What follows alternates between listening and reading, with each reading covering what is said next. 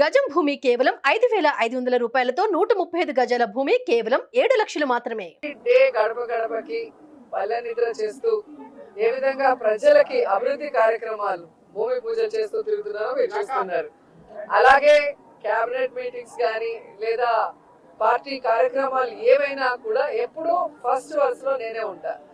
And ఈరోజు పచ్చ ఛానళ్ళు తెలుసుకోవాల్సింది ఒక్కటే, వాళ్ళు ఎంత దిగజారిపోయారంటే వాళ్ళకి 175 కాన్స్టిట్యున్సీలో క్యాండిడేట్లు పెట్టడానికి క్యాండిడేట్లు లేక వైఎస్ఆర్సీపీలో ఎవరైనా గొడవ పడితే బాగుంటుంది, ఎవరికైనా సీట్ ఇవ్వకపోతే బాగుంటుంది, మన పార్టీకి వస్తే వాళ్ళకి ఇద్దామని గోతికాడే గుంట నక్కల్లాగా ఎదురు చూస్తున్నారు.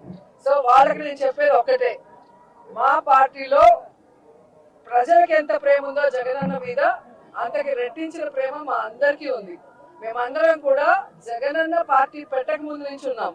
మేము అలగటాలో కోపపడటాలో ఏమీ ఉండదు. జగనన్న ముఖ్యమంత్రి అయితే మేమందరం కూడా ప్రజలకు సర్వీస్ చేసే అవకాశం మాకు ఉంది కాబట్టి ఆయన ముఖ్యమంత్రి అవడానికి మేము 100% పనిచేసేవాళ్ళం.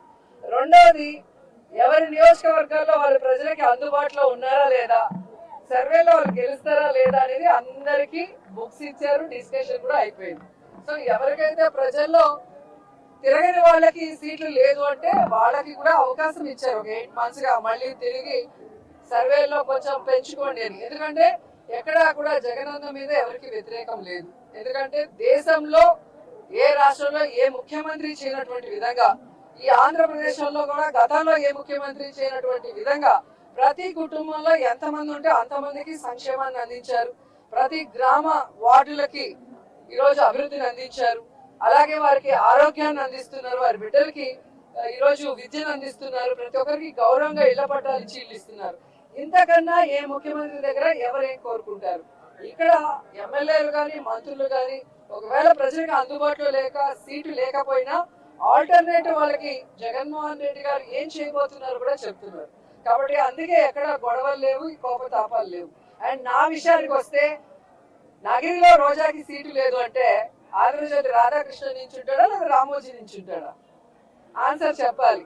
ఈరోజు చంద్రబాబు నాయుడుకి ఒక చోట నించుండే దానికి దమ్ము లేదు, పవన్ కళ్యాణ్కి ఒక చోట నించునే దానికి దమ్ము లేదు. అందుకే రాబోయే ఎన్నికల్లో 2 చోట్ల నించుంటామని చెప్పి సర్వేలు చేయించుకుంటున్నారు.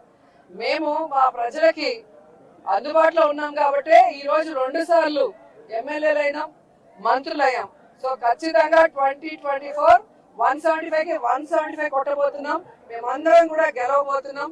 మళ్ళీ ప్రజల ఆశీస్సులతో ప్రజలకి సర్వీస్ కూడా చేయబోతున్నాం అనేది పత్రికలు తెలుసుకోవాలి.